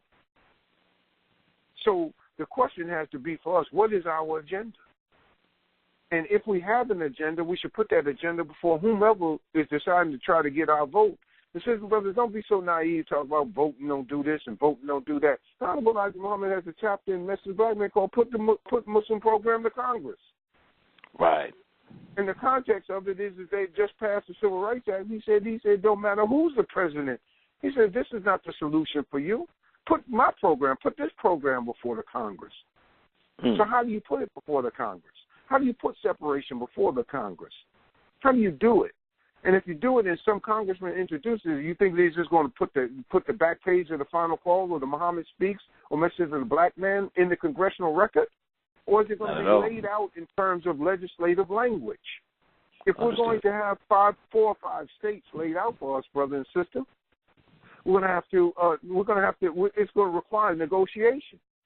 And that negotiation is going to have to be based upon not 40 or 50 million of us or whatever representative number of us that now want to have this separation, that all of a sudden now what we're going to do is 40 or 50 million of us are going to show up and all be speaking at the same time. That's crazy. We'll have to have a plebiscite. We're going to have a vote. And we're going to have to pick a commission or a group of brothers and sisters that will go and negotiate for us.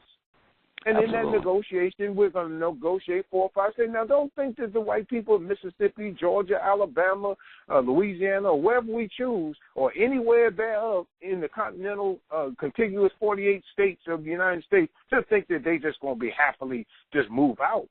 They're not going to move out without compensation or in some cases being forced out. Yes, by the forces of nature, but their own government, for the sake of keeping what's left of America together, they're going to have to force their own people out. It's going to be bloodshed, man. So that means that they're going to have to go. It's going to have to go before the various committees of the Senate and the House of Representatives, and they're going to have hearings. They're going to have hearings so that the Armed Forces Committee, Armed Services Committee, they're going to have discussions with the Department of the Interior. They're going to have when you talk about that, there's going to have to be hearings before those who regulate the Treasury Department, the Appropriations Committee.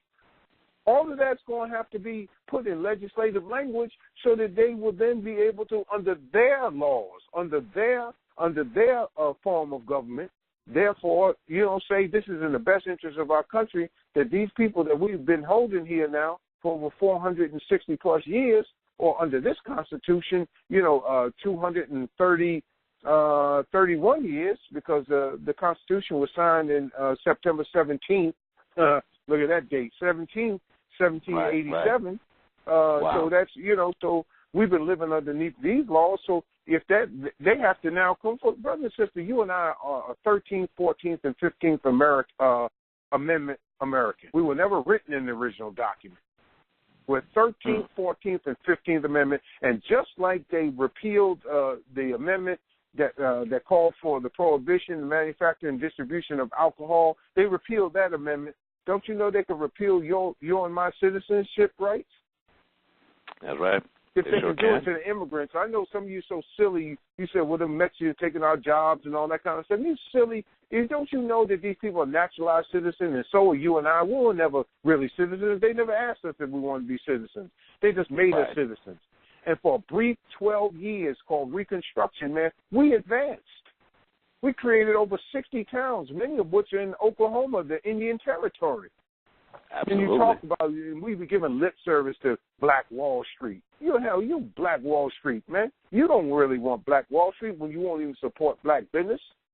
Come on. If you want to rebuild Black Wall Street, you have to do it one business at a time. So when Brother Michael and them be asking for your support of different black businesses, different black websites, then do it. Brother and sister, stop giving lip service and do it, man. Pay your black tax, man, if you want us to come up. That's right. But hell, man, we're in a precarious situation, man. If this thing keeps going the way it's going, man, it's going to be martial law. It's going to be decided, and it's going to be, and we're going. You little pop guns we got ain't going to do nothing, man. These people got nothing to kill us all, brother. But God will kill them. He will kill for 300 of us before God kills all of them. Absolutely. I know that what we're saying on this radio is monitored, brother. I'm telling them straight up. We have no guns. We have no weapons. And those who listen say, "Well, I got my pistol. I got this, that, and another." No, I'm telling the white man from the NSA, from the Pentagon, and all that you know damn well that what God got in store for you is greater than what you have, and the white man can't tell you that he can't protect his own citizens, otherwise he loses control. Absolutely. So what is our permanent interest, Brother Michael? We have to lay that out before the world, and then we're going to have to be as logical as anyone else, man, to declare our independence at a certain point in time, and we've got to have some dirt underneath our feet. It can be a virtual nation of Islam. It can't be a virtual nation, separate nation. Hell, we're going to have to have we're going to have some dirt, man, at least 100 million acres to plant our flag on. I'm sorry, man. I get it. Oh, no, that's everything thank you. No, everything you just went through is you answered every question I had. Every single question that I had in reference to the subject of how it can be done, you just answered. May Allah continue to bless you with that spirit. So thank you. So I have one final question in reference to the national agenda. As I've been looking at it, and brothers and sisters, I got to encourage you, this is not a Nation of Islam only book. So some people are afraid to go to finalcall.com. Brothers and sisters, I'm encouraging you. It's a $5 book. It's called The Million Family March, The National Agenda. Why am I pushing this? Because as Student Minister Abdul Haleem just said, this is a man who I read his accreditations earlier, who studies city planning. He's a doctorate in the philosophy of it. Okay, we're not going to be emotional in this thing. As I was talking to Sister Tangela earlier, we're not going to be emotional in our separation. That's what happens when husband and wife are at odds with each other. They cuss each other out, and then they run away, and then they go to somebody's house and they stay. When you're dealing with separation of an entire people, brothers and sisters, in modern times, we were told, students in the Nation of Islam, we're told to live Islam right down to modern times. Is that right? So the national agenda that Student Minister Abdul Haleem handed to presidential candidates, presidents, former presidents, is the thing that we have to study, along with what's on the back of the final call. Because like you said, we're not going to hand a copy of the final call to the politicians and say, this is what we want. No. That's an overview. That's an overview, brothers and sisters. The whole logistical thing has to be presented in an intelligent manner. I want to add on and share with you a comment that an Indian passenger of mine, I was driving for Uber a few years ago, and one of my passengers I was picking up from the airport here in Atlanta, Student Minister Abdul Haleem, he asked me a very serious question. He said, when are you black people going to rise up and fight the whites of this country? And I looked at him, I said, what? He said, when are you going to do this? I said, well, I was trying to be politically correct because I don't know this guy. Yeah, he might be trying to set me up. I said, well, first of all, we have to get some unity amongst ourselves before we even think about that. He said, and I quote, the world is waiting for you to revolt so that you can be free and the rest of the world can be free. His words. This guy was some kind of professor somewhere in India. He said the world is waiting for black people in America to rise up so that the world can be inspired. Adding on to what you just said when you went to Turkey. So that you spoke to someone in Turkey, I spoke to this guy from India, they're saying the same thing.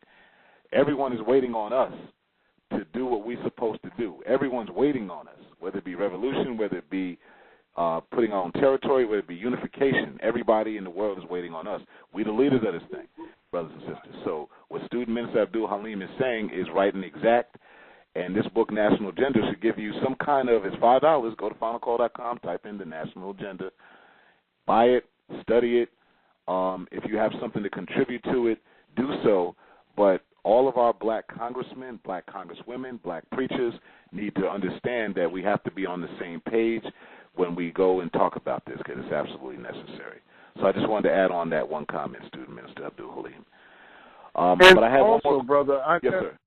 Let me, before you get that next question, I would also urge us now going into the 23rd anniversary of the historic Million Man March is to get that little beige book. You can order that. You may have to call Brother Fontaine and them at finalcall.com. Little beige book called the Million Man March mission statement, and in it, man, it is a well-written document. I think the last time the minister came out publicly, I'm not talking about believers meetings, I was sitting right there as I usually sit in that front row. And it's as if he looked right down at me, brother. And he said, what do you want something new for when you haven't even used what you already have? Wow. I felt like he was talking to me, brother. Go to that Million Man March Day of Absence mission statement. It's dated, of course, is October 16, 1995. And when you read this book, brother, it lays out everything we should be doing regarding to the march and things we never did after the march, man. I don't know what we went back to doing. We tried, but the enemy, because the enemy funds a lot of our so-called black leaders, man, they couldn't hang with Mr. Farrakhan because they threatened their funding. That's why Mr. Farrakhan would have loved to have gotten that $1 billion from Gaddafi, or to at least be written into the Libyan government budget every year, because his first goal was not just all those Muslims now going to be running around driving Cadillacs or Mercedes and whatnot. His first goal was to fund all of our black civil rights organizations and our historically black colleges and universities. That was what Mr. Farrakhan wanted to do. And that's why they had to destroy Gaddafi. Not only what Gaddafi was doing on the African continent, but because they could not allow him to fund our liberation struggle, brother. Think about it. Everywhere the minister went in his world tour, man, they call it all those kind of stuff after the Million Man March. But all those places he went are just about destroyed, brother. And governments have been interfered with. Well, so when you tell me that, the things that they tell me, brother, I just absolutely say, something, man, look here, man.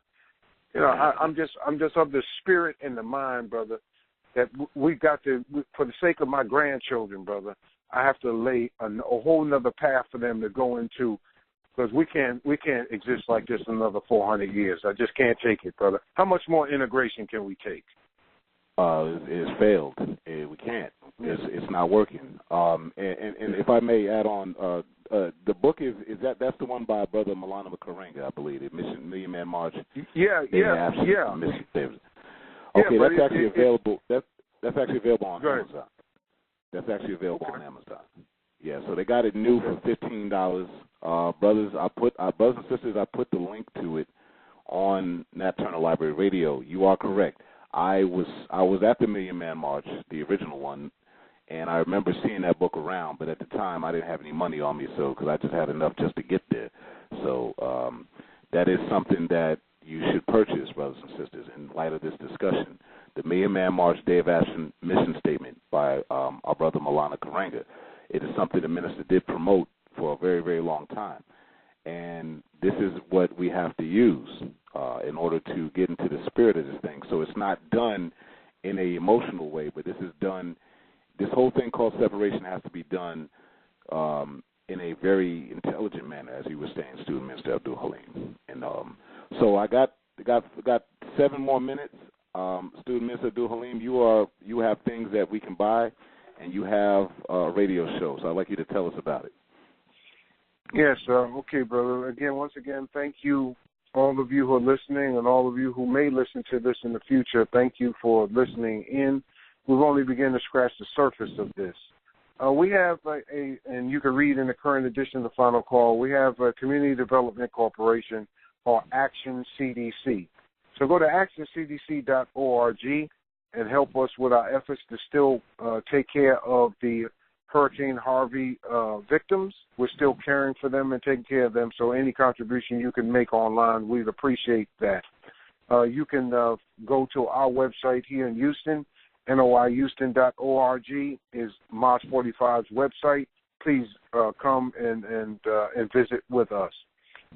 My Twitter handle is Dots Connector, at Dots Connector. I'm the Dots Connector on Twitter. You can follow me on Instagram, _Haleem, HALEEM _Muhammad on Instagram. And I'm also Dots Connector on Facebook, though I seem to always bump up against these 5,000 followers. But I got other pages you can go to and you can follow me on. So, brother, I have businesses I could promote, and they're all promoted through the efforts of working for the Nation of Islam, brother. I'm an urban planner. That's how I feed my family, also along with being a student minister. But everything but my number one client is the Honorable Minister Louis Farrakhan. Brothers and sisters, I simply say to you, Continue to support the Honorable Minister Louis Farrakhan and the greatest newspaper on earth, the Final Call newspaper. Right. Be prepared to participate in the observance and celebration of the 23rd anniversary of the Million Man March. Tune into the webcast. Go to NOI.org. Hit a like, giving teacher and Honorable Elijah Muhammad anytime. So I usually end my broadcast, Brother Michael. I come on KPFT. That's kpft.org. It comes on 3 to 4 p.m. Central Standard Time. My show comes on. It's called Connect the Dots, because I am the Dots Connector. And, again, you can watch me. I usually broadcast on Facebook Live or Periscope, you know, and I do it like that. Or you can go to kpft.org in the archives. You can listen to my last 4 shows. What's that website again? kpft.org/archives. Is F is in Foxtrot? Yes, F is in Foxtrot. K is in Kevin, P is in Paul, P, F, Foxtrot, T is in Tommy. Got you. .org. Okay, right, got you. .org. Yeah. So I usually end my broadcast by simply saying this, Brother Michael, to everybody out there, listen to me very well. They, them, and theirs can never overcome us, our, and we if we would just subordinate I, me, and mine. Good teaching. So we have to, and picking up the great ancestor who I loved. I had the opportunity to meet and fellowship with, the great Kwame Ture Stokely Carmichael. He said we must be organized. He said join an organization. He said, and if you can't find one that you want to join, then make an organization. But he said black people must be organized. African people must be organized. So my hashtags are get organized, and then I put the number 2, and then I said to get free, two, and then my second hashtag is get free. Get organized to get free, brothers and sisters. You got to organize your love life. If you're lonely, organize your love life. If you're broke, organize your financial life. You understand? If you're depressed, organize your prayer life. But all means, brothers and sisters, get organized. So thank you, Brother Michael, and thank the Nat Turner Library. Thank Brother Khalifa for his father's work and for the work he continues to do. And tell him, brother, that his father will live forever because he has touched more people than his son will even ever know, because there are many people who has been thrown a lifeline by his father, keeping alive to teach him Honorable Elijah Muhammad until Minister Farrakhan could stand back up, buy back all the books from Dr. Abdul Salam, and restart this nation of Islam. So no work of any worker is wasted. Thank you so much, Brother Michael, and all who are listening to this broadcast for this opportunity. Thank you, Student Minister Minister Abdul Haleem, Muhammad Mas number 45. Thank you for feeding us with knowledge, wisdom, and understanding. Thank you for helping the Honorable Minister Farrakhan, and thank you for being a light in the Southwest region and around the world. Wherever you travel, may Allah continue to protect and guide you and the believers down in the Southwest region. Thank you for coming on to the Nat Turner Library Radio Show. And brothers and sisters, we have a few more minutes. That is the conclusion of the interview. Want to say this as a commentary, brothers and sisters, about this subject. This is part 1. Next week, if it please Allah, we have commitment from Student Minister Ava Muhammad, who is the national spokesperson for the Honorable Minister Louis Farrakhan. I've spoken to her a few times this past week.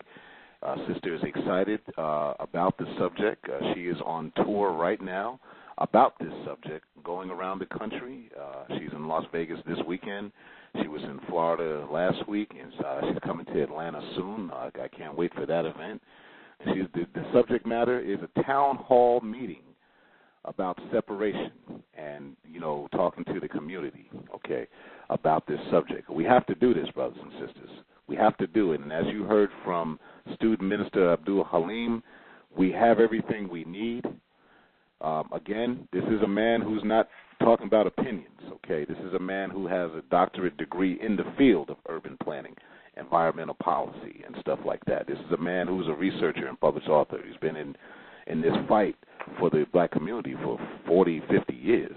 This is a man who has been on television. This is a man who talks about this subject with politicians. And so we have everything that we need, brothers and sisters, in the black community. We have everything that we need to make it happen.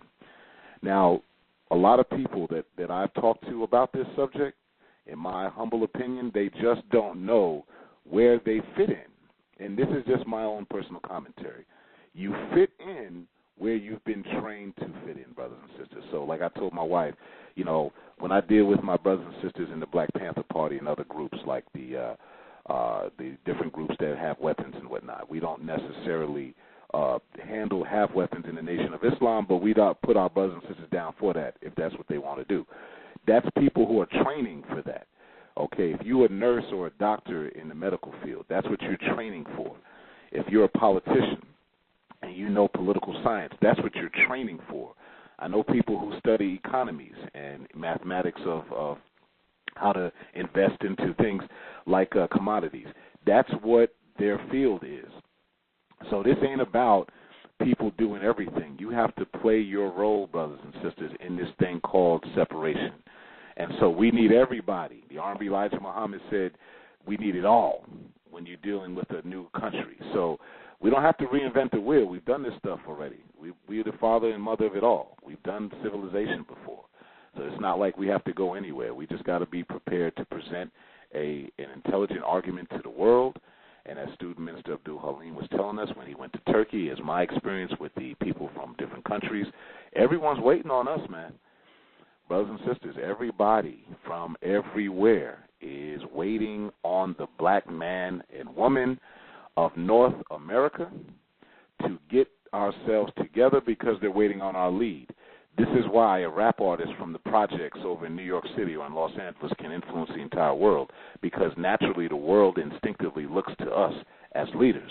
Now, the enemy uses them to exploit the ignorance of us, but it's time now that we organize ourselves and exploit the intelligence, as Dr. Muhammad just told us. You know, we got intelligence beyond intelligence amongst us. I agree. We have everything that we need. We just need love and we need unity. So, brothers and sisters, that concludes our show for tonight. Next week, the 28th, we will have, if it please Allah, part 2 of this very subject. Student Minister, National Spokesperson, Dr. Ava Muhammad will talk to us about the town hall meetings that she's doing and talk to us and bring us further into the discussion about separation and what is the necessity on it. Brothers and sisters, I just want to share with you something that I studied in reference to this subject. It's a psychological, I'm a novice student of psychology, brothers and sisters, and it's a psychological problem. When you have someone around you that is hurting you and you think you need them, it's called codependency. And the classic symptoms of codependency is a relationship characterized by an emotionally weak person who feels the need to be connected to an emotionally strong person. The strong one is actually weak, but because of the need to be needed, the weak person are insecure and entangled in a web of emotional bondage. That's us, black man and woman. We are codependents in this thing called North America. And brothers and sisters, I'd like to leave you this night in the words of peace and paradise. Assalamu alaikum.